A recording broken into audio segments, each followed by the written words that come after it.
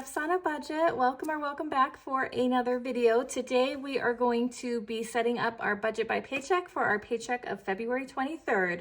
So we are going to budget mine and my husband's full-time paychecks. We also have a little bit of a travel paycheck coming in this time, so I'm excited. Hopefully we'll have a little bit extra for some fun savings challenges, but we won't know until we break down this budget. So we're looking at February spread because we are going to be looking to pay everything that is in the red highlight down here. And hopefully you caught the video from earlier this week where we set up March's highlighter method and how you can use the highlight method to set up your budget by paychecks. So let's flip over to March, because even though this paycheck comes in on February 23rd for our budget, this is going to be technically considered a paycheck for March. So at the beginning of every year, I break down our paydays for the year into what month they go through. So I was really struggling to close out a budget from the 1st to the 31st or whatever the month was, because I'm just not paid on a monthly basis. So that I was finding that didn't work for me. And instead of continuing to, fit my round circle in the square peg, I said, let me fix this so it works for me and my budget. So I usually map out a plan, and looking at our plan here, March's budget is going to include our paychecks of February 23rd, March 8th, and March 22nd, which is going to make it look like a magic month, but it's not. We don't get 3 paychecks in March, so we're not going to have that extra income. That's just how we're going to close out the budget. So everything in these dates get closed out in the budget.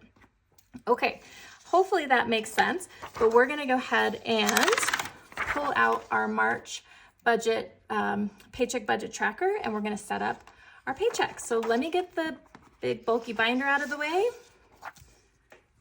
and we'll jump on in. All right, my friends. So like I said, we're going to be budgeting mine and my husband's full-time paychecks. So we have pay 1, pay 2, and a travel paycheck. Okay, so I already know what pay 1 is going to be. So it came in for $3,113. And pay 2, we won't know until this evening. So I'm going to just budget our minimum $1,700. And then the travel pay is for $168. So that is the income we're working with. Let's add that all up.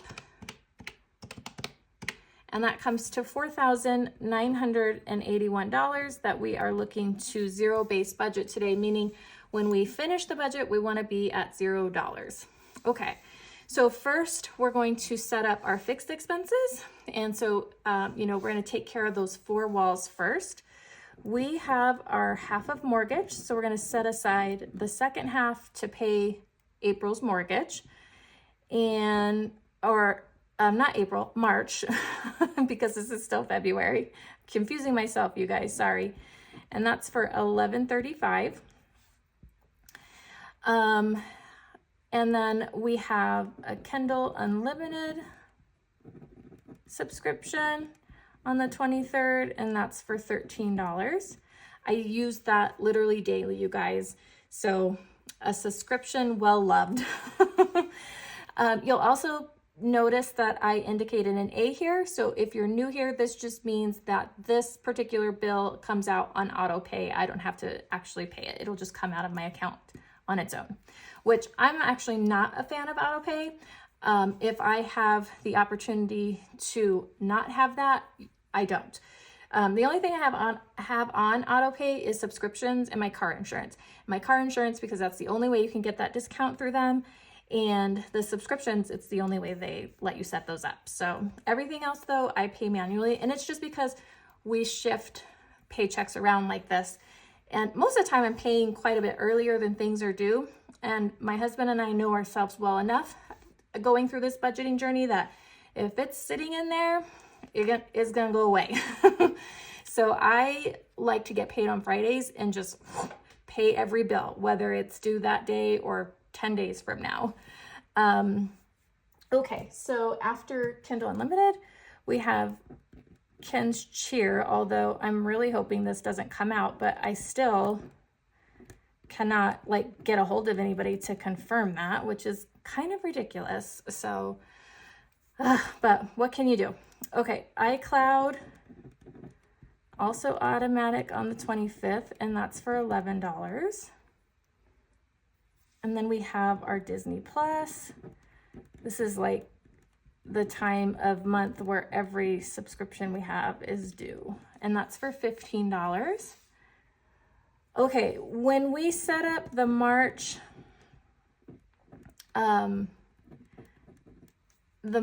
spread together, I was explaining how we had that Blink subscription hit a credit card that I had wasn't aware that it was going to charge that account. And so I don't know why I was thinking I wouldn't pay that until March, because there's money, a payment due for February. So I had budgeted the full amount for March though, and it's going to work. So I'm just going to go ahead and throw $25 to it, which is a little bit above the minimum. But I think it'll work with this budget best that way. Then we have our new oven payment.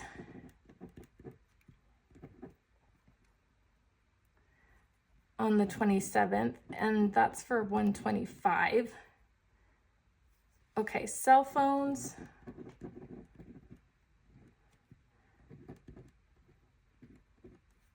On the 28th, that's for $310.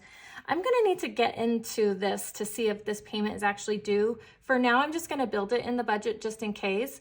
I need to look at it because it just finally posted to the account. So I'll look into that a little bit more, but for now we'll go ahead and budget for it. Cell phones, $310. I know you're thinking that's probably a lot, but we pay for 6 lines, all unlimited. We get free HBO Max, and that's about as good as it gets where we're at, you guys. So that is unfortunately what we have to work with. Okay, then we have our Apple debt snowball, and that's $200 that we're keeping. Okay, and then we have our student loan payment. That's due on the 2nd, and that's for $100. We need to pay our internet bill for $60. And we have our truck payment for $1013.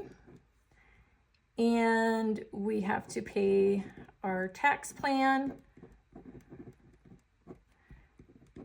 and that's $50 right now. Okay, so let's add up all these expenses and see what we're working with.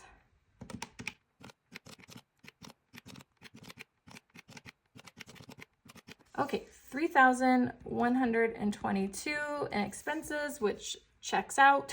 And if we take that from the income, that leaves us with $1,859 to bring down to our variable expenses or our cash envelopes. Okay, no big changes here, you guys. This is always the boring part, right? But I don't know if you've ever heard that saying, but a boring budget is generally a good budget. I don't like a lot of surprises in my budget. I don't know about you guys. Consistency is good for me. So we've got groceries, Costco, gas, miscellaneous, house and beauty, spending, takeout, water, and pets. And this water is for drinking water, you guys. We pay $38 with a tip to go fill like our big 5-gallon jugs. Okay, so groceries is gonna get its usual $300. We're gonna put $100 towards Costco. We're gonna put $150 at gas, $40 for miscellaneous and house and beauty. Our house and beauty, we don't tap in too much. We usually have rollover a lot here. And that's just because generally those products tend to kind of come from Costco for the most part. But every couple of months, my husband will, like restock on all of his, I don't know, what do you guys call them? Like body supplies, like shampoo and stuff.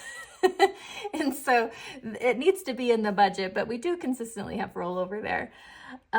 Okay, spending's gonna get $360. That sounds like a lot. It is. Remember, we're a household of 5, pretty much 3.5 adults and then our little one. But this includes $100 for both my husband and I. You do what you want. We use it a lot to get into like sporting events for the kids. I am trying to give Lily some money, my teenager, just so she has money in her pocket. Although she did start working her first job, so she's anticipating her first paycheck this week. Also super exciting for her. So yeah.